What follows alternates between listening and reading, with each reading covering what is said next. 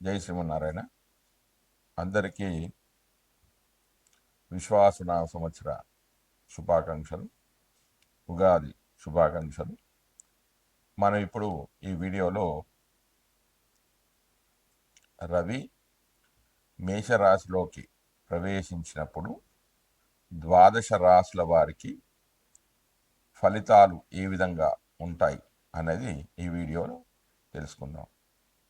అంత ప్రాముఖ్యత ఏమిటి అంటే, మేషరాశిలో రవి స్థితి చెందడం అంటే అది రవికి అది ఉచ్చరాశి. అంటే కేవలం మొత్తం 30 డిగ్రీలు కాదు, మొదటి 10 డిగ్రీల్లో మాత్రమే రవి కానీ కుజుడు కానీ మొదటి ద్రెక్కానంలో మాత్రమే శుభ ఫలితాలు ఇస్తాడు. మిగిలిన ద్రెక్కానం అంటే 10 డిగ్రీలు, మొదటి ద్రెక్కానం అంటే 10, రెండవ అంటే మళ్ళీ 10 నుంచి 20, మూడవ ద్రెక్కానం అంటే 20 నుంచి 30 డిగ్రీలు. రవి కుజులు మొదటి ద్రెక్కానంలో ఆ ఫలితాలను ఇస్తాడు. అంటే శుభ ఫలితాలు కానివ్వండి, పాప ఫలితాలు కానీ ప్రభావితం అనేది చేయడం జరుగుతుంది. కాబట్టి ఆ ఫలితాలు ఏ విధంగా ఉంటాయి, ద్వాదశ రాశుల వారికి ఫలితాలు ఏ విధంగా ఉంటాయి అనేది మనం ఇప్పుడు ఈ వీడియోలో తెలుసుకుందాం. ఆపదాపహర్తారం ధాతారం సర్వసంపదాం లోకాభిరామం శ్రీరామం భూజో భూజో నమామ్యహం. జ్ఞానానందమయం దేవం నిర్మలాస్ఫటికాక్తం ఆధారం సర్వవిద్యానాం హయగ్రీవ ఉపాస్మే. మనం ఇప్పుడు ఈ వీడియోలో రవి మేషరాశిలోనికి ప్రవేశించినప్పుడు ద్వాదశ రాశుల వారి యొక్క గోచార ఫలితాలు ఏ విధంగా ఉంటాయి అనేది ఈ వీడియోలో తెలుసుకుందాం. అంత ప్రాముఖ్యత ఏంటంటే, మేషరాశిలో రవికి అది ఉచ్చస్థానం. అంటే మొదటి 10 డిగ్రీలు మాత్రమంటే ఒక్కొక్క డిగ్రీ అంటే ఒక్క రాశిలో మొత్తం ఒక నెల రోజులు ఉంటాడు. అంటే దాదాపుగా 10 నుంచి 12 రోజులు మాత్రమే ప్రభావాలన్నీ, ఇప్పుడు నేను చెప్పబోయే 10-12 రోజులు మాత్రమే ప్రభావాలన్నీ ఎక్కువగా ఉంటాయి. మిగతా దాని తర్వాత సాధారణంగా ఉంటాయి. ఆ ఫలితాలు ఏ విధంగా ఉంటాయి అనేది మనం ఈ వీడియోలో తెలుసుకుందాం. ముందుగా అసలు రవి కారకత్వాలు ఏంటి, రవి యొక్క స్వభావం ఏంటి అంటే, చేతశుద్ధి రమాభిమాన జనకాత్మజారోగ్యదా శక్తిధి కార్యోజాంసి కటు ప్రభావ దహన ఉష్ణోకృష్టు మర్తప రాజ్యం రక్త పటు చతుష్పాదుతనే ముక్తాఖ భోవృద్ధత ఓమేక్ష శుచిరక్త కంటక తరు జ్ఞానోదయ భారవే. అంటే ఇది భావమంజరి 42వ శ్లోకంలో చెప్పారు. ఏమిటంటే, ఇతరులకు అపకారం కోరని మనశుద్ధి, ఇతరులకు ఎప్పుడు కూడా చెడు చేయడు. అంటే రవి బలంగా ఉన్నవాడు. ధన ప్రాధాన్యం అధికమైన ఆత్మాభిమానం ఉంటుంది. ఆత్మాభిమానం, సెల్ఫ్ కాన్ఫిడెన్స్ అనేది ఎక్కువగా ఉంటుంది. తండ్రికి కారకుడు ఆత్మ, తన మీద తనకు నమ్మకం ఎక్కువ. ఆరోగ్యానికి కూడా కారకుడు. అంటే రవి మంచి స్థానంలో ఉన్న వాళ్ళకి ఆరోగ్యం చాలా బాగుంటుంది. బుద్ధి బలం ఉంటుంది. బుద్ధి బలం, కార్యనిర్వహణ శక్తి ఉంటుంది. ఓజస్సు, కటువుగా ప్రవర్తించడం. కారం అంటే మిరియాల కారానికి రవి, మిరపకాయ కారానికి కుజుడు కారకుడు. ఇతరులపై ప్రభావం చూపగలడం.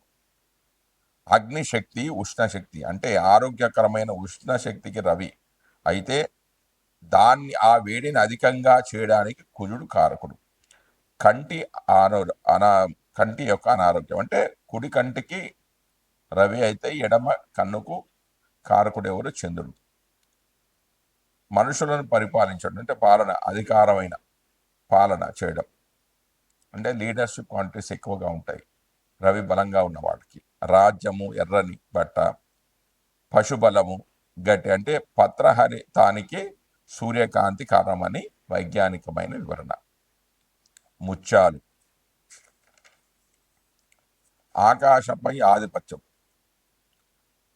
పెద్ద మనిషిగా వ్యవహరించడం అంటే పైకి చూడడం. అంటే తప్పు చేసిన వాడు అధైర్యవంతుడు, కిందికి చూస్తాడు. గర్వం కలవాడు పై చూపులు అనేవి చూస్తాడు.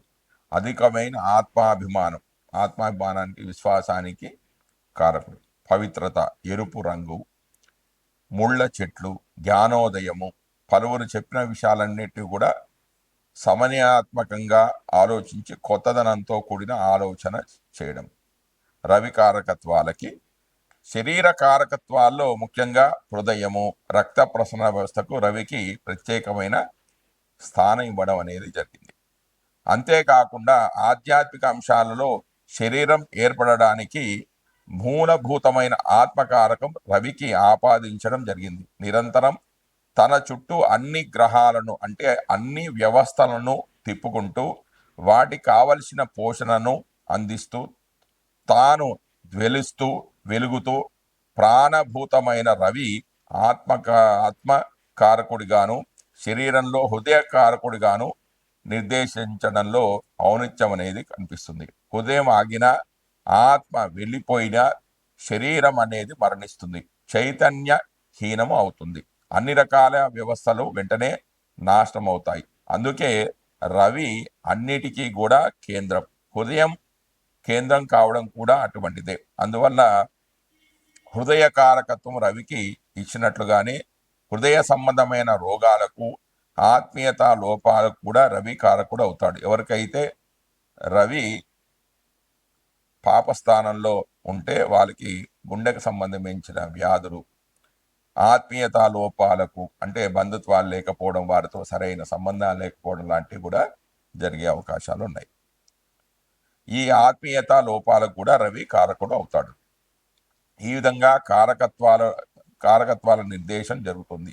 ఏది లేకుంటే శరీరంలో మనుగడ లేదో అది రవికి సంబంధించింది. ఏ వ్యవస్థ జననం నుండి మరణం వరకు ఆగిపోకుండా పని చేయాలో దానికి సంబంధించిన అంశాలన్నీ రవికి ప్రతీకలవుతాయి. ఇక్కడ రవి ప్రత్యక్ష ప్రభావం కన్నా పరోక్ష ప్రభావం అనేది అధికంగా ఉంటుంది.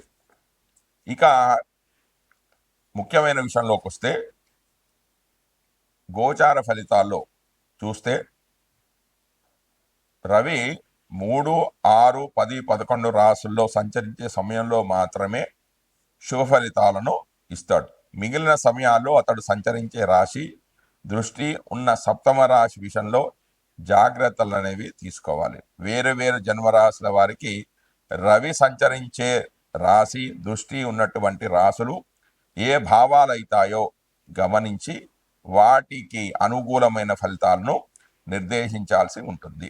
రవి గోచారంలో వ్యతిరేకంగా ఉన్న సమయంలో అంటే అనుకూలంగా లేకపోతే ఈ 3, 6, 10, 11 స్థానాలు కాకుండా మిగతా స్థానాల్లో ఉన్నట్లయితే జాతకుడు ఎలాంటి ఫలితాలు పొందుతాడు అంటే అధికార ప్రభుత్వ సంబంధమైన సమస్యలు రావడం, అనారోగ్య లోపాలకు, మానసికమైన ఒత్తిళ్లకు అధికమైన అవకాశం అనేది ఏర్పడుతూ ఉంటుంది.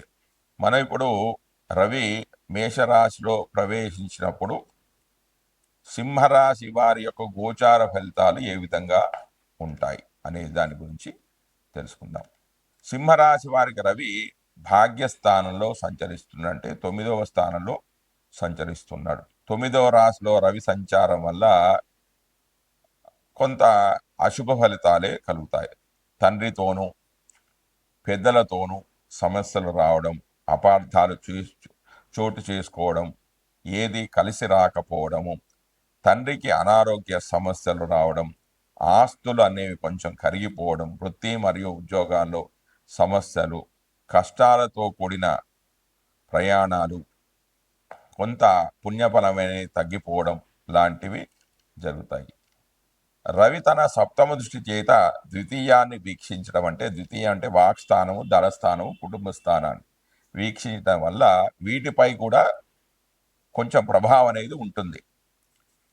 ప్రభావం పడడం వల్ల ఎలాంటి ఫలితాలు వస్తాయంటే కొంచెం వాగ్దోషాలు ఏర్పడుతూ ఉంటాయి. అంటే నోరు అనేది కొంచెం కంట్రోల్లో ఉండదు. కుటుంబ సభ్యులతో తగాదాలు ఏర్పడే అవకాశాలు కూడా చాలా ఉన్నాయి. ఇది ద్వితీయం అనే ధనస్థానం కాబట్టి వాటి మీద కూడా ప్రభావం ఉంటుంది. అంటే డబ్బులు ఎక్కువగా కొంచెం ఖర్చులు అవుతూ ఉంటాయి. అవసరానికి మించిన డబ్బులు అనేవి చేతిలో ఉండవు. కాబట్టి వాటి విషయంలో కూడా కొంచెం జాగ్రత్తలు అనేవి చాలా అవసరం. ఇందులో ఈ రాశిలో రవి తామ్రమూర్తిగా ఉండడం చేత అందులో 75% మాత్రం కొంచెం చెడు ఫలితాలు జరిగే అవకాశం అనేది. అంటే ఇవి కేవలం ఒక ఒక 10-12 రోజులు మాత్రమే ఉంటాయి. తర్వాత ఫలితాలన్నీ కూడా సాధారణంగా ఉంటాయి. ఎందుకంటే మొదటి రేఖాణంలో మాత్రమే రవి తన యొక్క ప్రభావాన్ని చూపిస్తాడు. మొత్తం నెల రోజులు ఇలాగే ఉంటుందా అంటే ఇలా ఉండదు. జై శ్రీమన్నారాయణ. నేను ఇప్పుడు చెప్పబోయేది రెమెడీస్. అంటే ఎవరి జాతకంలో అయితే సూర్యుడు బలహీనంగా ఉంటాడో వాళ్ళు చేసుకోవాల్సిన పరిహారాలు ఏంటంటే శాంతి స్థానం. అంటే సూర్యుడు అశుభంగా ఉన్నప్పుడు అభిష్ట కార్యాలు సిద్ధించడానికై కాశ్మీర కేసరం అంటే కుంకుమ పువ్వు, యష్టి మధుకము, పద్మకం అంటే హిమాలయమున పుట్టు దుర్లభ జాతి వృక్షము, యాలకులు, మనశిల అంటే మనశిల అనియు అందరు దీన్ని మనశిల అంటే మనిషిల అని అంటారు. ఇది పేరుడు పదార్థాలు వాడతారు. వట్టివేళ్ళు, వసంత దూతి అంటే శృంగవల్లి పాటల అని దీనికి ఇంకో పేరుంది ఇది, మరియు దేవదారు వృక్షాల యొక్క చెక్క, ఇవన్నీ కూడా స్థాన జలంతో అంటే నీళ్ళలో స్థాన జలంతో కలిపి నీళ్ళలో వేసుకొని స్నానం చేస్తే సూర్యుడికి సంబంధించిన దోషాలు అనేవి పరిష్కారం అవుతాయి. అంతేకాకుండా పురాణ శ్లోకాలు ఉన్నాయి. ఏంటి? జపాకుసుమ సంకాశం కాశ్యపేయ మహాదుతం తమోరం సర్వపాపగ్నం ప్రదోష వాకనం. ఈ మంత్రాన్ని కానీ వైశిష్ఠుడు రాముడికి ఉపదేశించిన ఆదిత్య హృదయ పారాయణ కానీ చేసుకున్నట్టయితే రవికి సంబంధించిన దోషాలన్నీ కూడా తొలగిపోయి రవి శుభ ఫలితాలను ఇవ్వడం జరుగుతుంది. జై శ్రీమన్నారాయణ.